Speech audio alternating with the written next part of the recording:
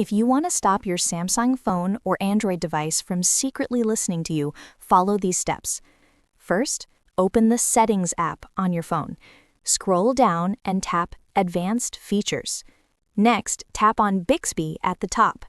You'll see an option for Talk to Bixby without wake up. You can disable this feature to stop Bixby from listening for the Hey Bixby wake word. Then, go to Voice Registration and make sure it's turned off. This will prevent Bixby from listening for your voice commands. Next, if you're using Google Assistant, open the Google app, usually found in the Google folder. Tap on Settings, then look for Assistant Settings.